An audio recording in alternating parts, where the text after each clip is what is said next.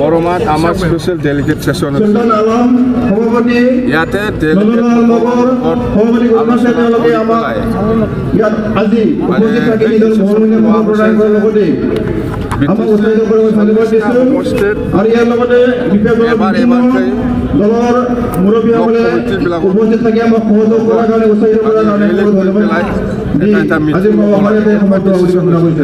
আমি যোৱাকালিৰ পৰা কৰি আছো। যোৱাকালি যেনিবা কোকৰাঝাৰৰ বাওকুংগ্ৰী আৰু আমাৰ চালাকাটি সমষ্টি দুটা হৈছিল, খুব ভাল। বাওকুংগ্ৰীও ভাল হৈছে, চালাকাটি সমষ্টিও ভাল হৈছে। আজি ইয়াত ধনচিটো যিটো দেখিছোঁ একে বিৰাট ভাল। মুঠতে নিজে নিজে ওলাই আহা চবে, আমি মাতা নাই। আমি জাষ্ট আমি কৰ্মী সভা বুলি আমি কৈছিলোঁ, কিন্তু কৰ্মীৰ লগতে বহুত পাব্লিক ওলাইছে। ইয়াত আপোনালোকে দেখিছে, য'ত আমি 500-1000 এনেকুৱা এক্সপেক্ট কৰিছিলোঁ, ইয়াত 2500-3000 মানুহ আছে, 3000ৰ বেছি মানুহ আছে।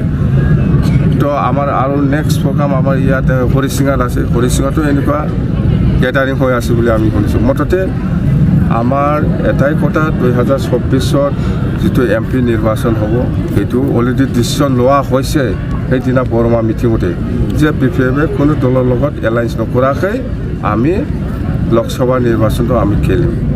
এটা হ'ল ওদালগুৰি, আমি আশা কৰিছোঁ ওদালগুৰি হিচাপে একটা আৰু কোকৰাঝাৰ হিচাপে একটা, তো দুটা সমষ্টি।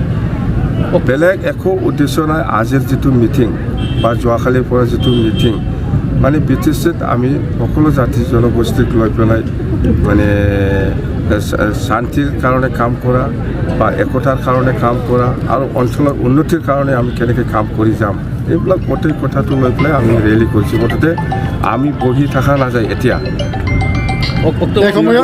3 বছৰত আমি যিটো দেখিলোঁ, মানে আমি ভাবিছিলোঁ ভাল কাম কৰিব এই চৰকাৰে, BTC চৰকাৰে, কিন্তু আজি আমি যিটো দেখিলোঁ মানে বহি থকা নাযায়, ক'বই লাগিব, উপায় নাই, পাব্লিকক জনাবই লাগিব।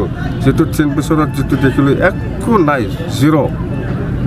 সেইকাৰণে আমি উপায় নাই, ওলাই আহিব লগা হৈছে আৰু আমি পাব্লিকক জনাম এই চৰকাৰে আজিৰ দিনত কি কৰিছে, কি কাৰাপশ্যন কৰিছে, কৰা নাই, কি কাম কৰিব পাৰিছে, পৰা নাই, এইবিলাক গোটেই কথা আমি জনাই আছোঁ, জনাই যাম।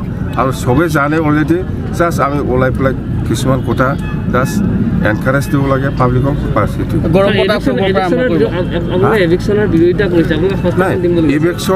ইলেকশ্যনটো আমি বিৰোধিতা কৰিমেই। আমাৰ চুক্তিত লেখা আছে 2003 চনৰ 10 ফেব্ৰুৱাৰীলৈকে যিসকল আছে চবেই BTCৰ বাসিন্দা। ইয়াত ইলেকশ্যনৰ কোনো প্ৰশ্ন নাহে, মাটিৰ পাট্টাহে দিব লাগে। ইলেকশ্যনৰ কোনো প্ৰশ্ন নাহে ইয়াত। বড়ো হওক, মুছলিম হওক, গাৰো হওক, ৰাভা হওক, চবেই ইয়াৰে মানুহ।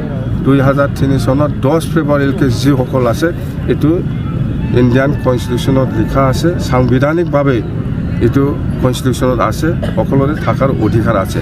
আৰু সেইকাৰণে মই কৈছোঁ, আপোনালোকক জবৰদস্ত ইলেকশ্যন কৰিলেও কোনো জেগাত যাব নালাগে। আমি নেক্সট দিনা আহি পেলাই আমি ঘৰ বনাই দিম।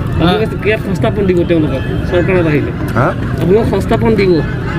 চৰকাৰ অহাটোতো বহুত সময় আছে। এতিয়া সংস্থাপন দিব নহয়, আমি ঘৰে বনাই দিম। সংস্থাপনটো কি কয় মই নাজানো।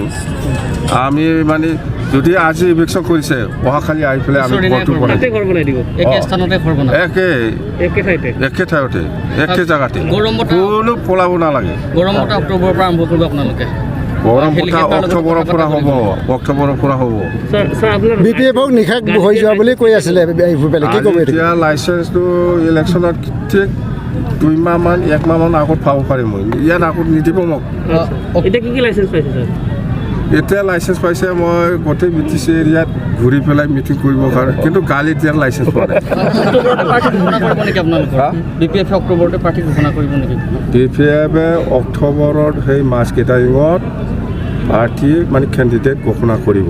BPF গালি দিয়া যদি লাইচেঞ্চ পায়, প্ৰথম গালি কাক দিব? এইটোতো জানি আপোনাৰ BPF নেখে হৈ যোৱা বুলি কৈ আছিলে, কি ক'ব?